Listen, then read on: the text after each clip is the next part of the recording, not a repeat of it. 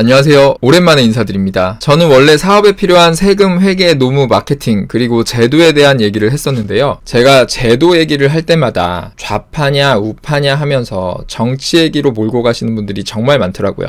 저는 분명히 정치 얘기가 아니라 제도에 대한 얘기를 하는 건데 자꾸 정치 문제로 보는 분들이 정말 많았습니다. 특히 최근에 다뤘던 부정선거 문제는 너무 심하더라고요. 저는 부정선거가 있다라고 얘기한 적이 없습니다. 다만 통계적으로 너무 이상하고 선관위는 지난 수년 동안 부정선거를 막기 위한 선거법들을 전혀 지키지 않았고, 그래서 지난 6.3 대선에서만큼은 많은 분들이 선관위한테 이번 선거만큼은 공직선거법을 제대로 지켜달라라는 요구를 했음에도 선관위는 말도 안 되는 이유로 또 법을 어긴 채 선거를 치렀습니다. 그래서 저는 이런 내용들을 근거로 부정선거를 음모론으로 치부하면 안 된다. 선관위는 선거 결과를 투명하게 공개해서 모든 의혹을 명확하게 밝혀야 한다. 라는 주장을 했었고, 제 논리에 오류가 있으면 1억 원을 드릴 테니까 반박할 수 있는 분을 찾아달라는 말씀까지 드렸습니다. 근데 제대로 된 반박을 하는 사람은 단 한 명도 없고요. 그냥 다 좌파니 우파니 하는 정치 프레임에 빠져가지고 이상한 소리만 하고 있습니다. 이 부정선거 관련 영상은 고정 댓글에 링크를 남겨둘 테니까 혹시 이 부정선거에 대해서 잘 모르시는 분들은 그냥 지나치지 마시고 꼭 이 영상부터 봐주시길 부탁드리고요. 오늘은 정치 얘기를 좀 해보려고 합니다. 저한테 자꾸 좌파냐 우파냐 하는 분들이 많은데요. 정치 성향이라는 걸 이렇게 이분법적으로 구분하는 데는 한계가 있습니다. 예를 들면 보수와 진보 이런 개념이 있잖아요. 진보는 기존 질서를 유지하는 것보다는 변화와 개혁을 추구하는 성향을 말하고, 보수는 반대죠. 예를 들어서 어떤 사람이 기존의 질서를 유지하는 것보다는, 그러니까 보수적인 것보다는 변화와 개혁을 추구하는 성향이다. 그러니까 진보적인 성향이다. 라고 하면 보통 좌파라고 하는데요. 근데 이런 진보 성향의 사람이 좌파가 강조하는 복지나 분배보다는 우파가 강조하는 자율이나 성장 이런 걸 선호할 수도 있잖아요. 그럼 이 사람은 좌파예요, 우파예요? 이런 사람이 중도인가요? 그것도 애매합니다. 그러니까 정치 성향을 좌파, 우파 이렇게 이분법적으로 구분하는 건 애초에 한계가 있기 때문에 우리끼리 좌파냐 우파냐 하면서 서로 편갈라 싸우는 건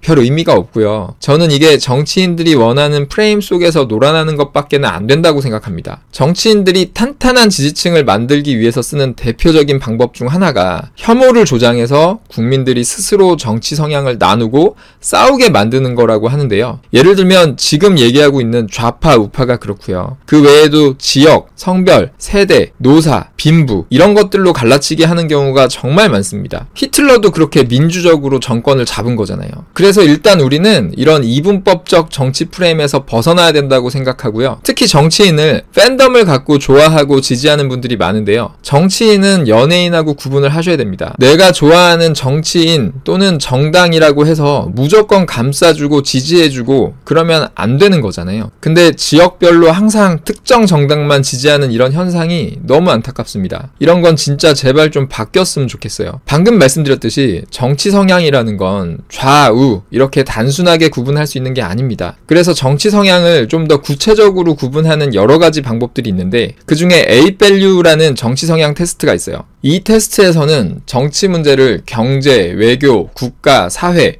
이렇게 4가지 축에서 각각 평등과 시장, 국가와 국제, 자유와 권위, 전통과 진보 이렇게 2개씩 상반된 가치로 나누고 몇 가지 질문에 답을 하면 이렇게 각 축의 점수를 100분율로 보여줍니다. 참고로 이건 제가 테스트를 해본 거고요. 저는 이렇게 진보면서 평등을 지향하는 성향으로 나왔어요. 저보고 자꾸 너 우파냐 극우냐 이런 분들이 계시는데요. 이 결과를 보면 저는 좌파 아닌가요? 우파 성향은 아니잖아요. 저는 전에도 그랬고 앞으로도 정치 얘기는 할 생각이 없습니다. 왜냐면 정치 문제는 이렇게 정답이 없는 가치 판단의 문제가 대부분인데 이걸 우리끼리 얘기할 필요는 없잖아요. 근데 선거 문제는 가치 판단의 문제가 아니라 정답이 있는 사실 판단의 문제잖아요. 선거가 법에 정해진 대로 공명하게 치러져야 된다라는 게 정치적인 의견은 아니잖아요. 부정선거 문제는 윤석열 전 대통령뿐만 아니라 김어준 씨도 주장했었고 이재명 대통령도 강하게 주장했었잖아요. 이건 좌우의 문제가 아니잖아요. 정권을 못 잡았을 때만 부정선거를 주장하는 건 잘못된 거잖아요. 만약에 지난 5월 14일에 열린 법제사법위원회에서 중앙선관위 사무총장인 김용빈 판사님이 말씀하셨던 대로 선거법을 잘 지키는 게 아니라 이 선거법을 아예 바꿔버린다면 저는 우리나라의 민주주의는 정말로 끝나는 거라고 생각합니다. 이 법을 바꾸면 부정선거를 막을 수 있는 방법이 아예 없어요. 저는 이거 반박하시는 분한테 1억 원을 드리겠다고 약속을 했습니다. 그러니까 제 주장에 어떤 오류가 있으면 직접 반박을 하시든 아니면 반박할 수 있는 유튜버나 정치인이나 언론인 등을 찾아보시고요. 그게 안 되면은 이제 그만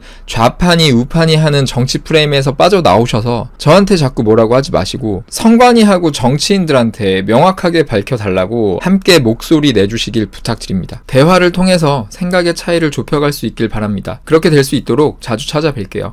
감사합니다. 명백하게 선거 과정은 불법이었던 거죠. 그것도 엄청난 규모의 3.15 부정선거를 능가하는 부정선거였다. 저는 선거 직후부터 그렇게 공개적으로 얘기했으니까. 지네들은 다 재검표해놓고 너는 불복하는 거야? 왜 있다고 소리 하는 거야 도대체? 그걸 불복하면 어쩔 건데. 지금 사전투표가 문제가 되는데요. 원래 투표용지에 사전투표관리관에 실도장을 찍게 돼 있지 않습니까? 그렇죠? 네. 근데 실제로 지금 이거는 이미지 출력을 하잖아요. 네. 이게 법에 어긋나는 거 아닌가요? 그러면 이번 사전투표에서는 원래 법대로 이 부분에 대해서는 지금 의원님이 말씀하시는 대로 사실은 법에 위반되는 식의 규칙을 좀 상정한 부분 때문에 부정선거 의혹도 제기가 되고 이런 한 부분이 있어서 이 부분을 빨리 정리하는 게 좋겠다는 생각을 하고는 있습니다. 근데 전체적인 부분으로 선거 관리를 하는 실질적인 그 문제점을 해결을 하고자 하는 방안은 오히려 규칙을 법률로 전환시키는 것이 가장 합리적인 방안이라고 생각을 합니다. 그 취지는 실제적으로 운영할 때 사전투표 관리관이 실인을 날인하게 되면 그 제대로 시행되는 그 과정이 너무 복잡하고 시간도 많이 걸리고 여러 가지 어려운 점이 있다는 것이 실무적인 그런 견해입니다.